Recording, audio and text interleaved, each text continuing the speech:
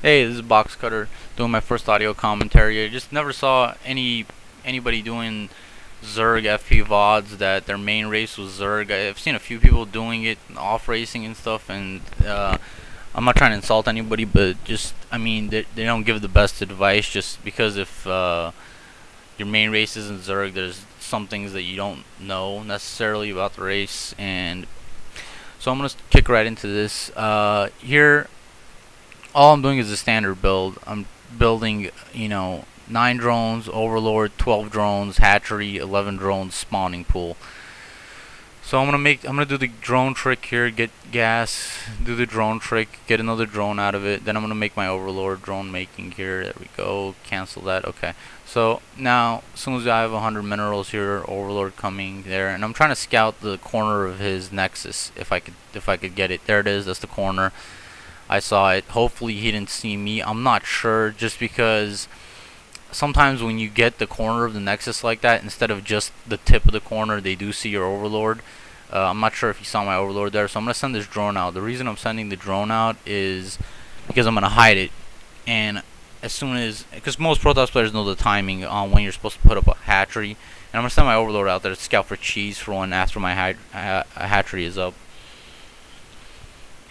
And so I'm going to hide the drone out there. He's going to bring his probe in. If he does get his probe here on time, he doesn't, so I could just safely put up my hatchery. If he did, he'd come into my main base, and I could pull that drone out and make my hatchery anyway. I'm going to go spawning pool here. Just to talk about new players, the main thing that you need to be doing, there's a couple things, but the two main things is you need to be hotkeying everything. Everything that I have right now is hotkeyed. Both my hatcheries, that Overlord I have, is hotkeyed. And here I'm just gonna go spawning pool, 2 more drones till I have 12, and then I'm gonna go another hatchery. And I could see here that he's going fast expand. He's got a cannon up and his forge up, and he's probably gonna put a gateway up if he doesn't have it already. So I'm just waiting right here. I have 12 drones. I'm waiting, sending this drone out to make my third hatchery. You can see, okay, cannon, gateway.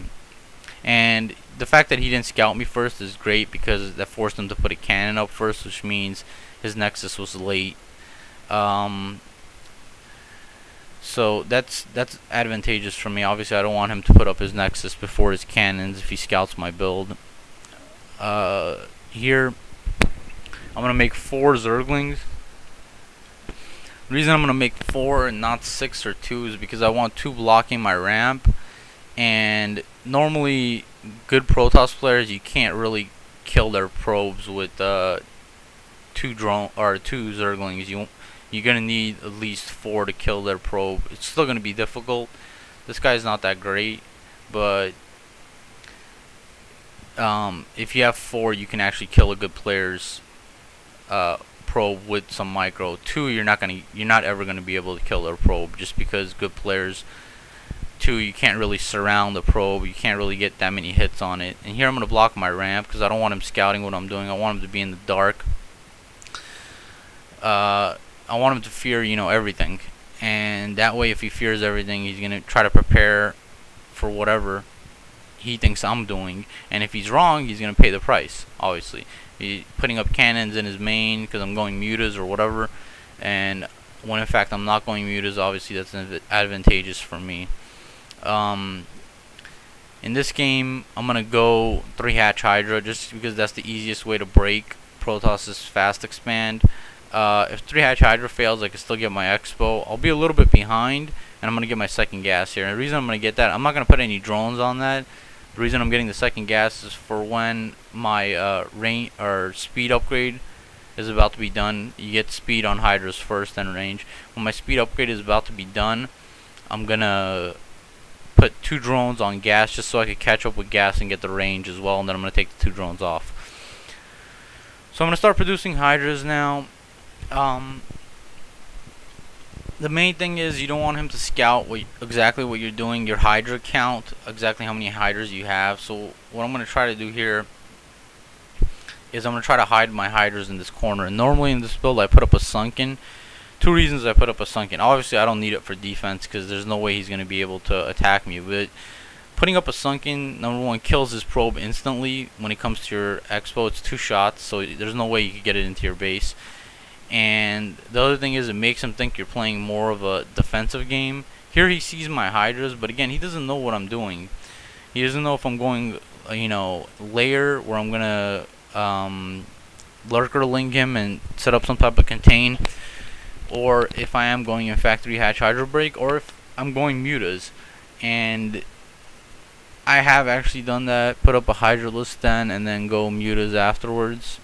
And I'm gonna unblock my ramp now, just because it's already too late for him to do anything, because I'm about to move out, and he hasn't scouted my hydra count as of yet. Main thing for Zerg players, you want to keep a lot of your overlords, even if you're not going 3 hatch hydra, at your expo, and keep them all in one place. Unless you want to keep one a little bit closer to your main, just in case of a DT drop. But a DT drop's not going to come this early from if he's going fast expand. But the reason you want to keep your overlords all at your expo is so you can defend them all with 3 hydras or something like that, in case he sends like fast coursers, and you can still move out. You don't want coursers abusing your overlords, and they're all spread out or whatever. And here, I'm just gonna micro here, and every time he moves his zealots back, I'm gonna go in and try to kill something. And here, this cannon's outside here, real close, so I'm gonna kill that first. And every time he moves, basically, and this whole time, I'm still making hydralisks. They're gonna be filtering in, as you can see here. They're hot. All my hatcheries are hotkeyed, and as soon as all his cannons are down, he's screwed. And he's got a Dark Templar out, so I need to move my Overlord here. And the other thing about this build is you need to keep your Overlord alive. And if you see a Courser actually attacking your Overlord, and here the game's over, but if you see a Courser attacking your Overlord, you need to send another one. Normally I do send another one, just in case. This game I didn't. And here his Courser is out. It's a bit late.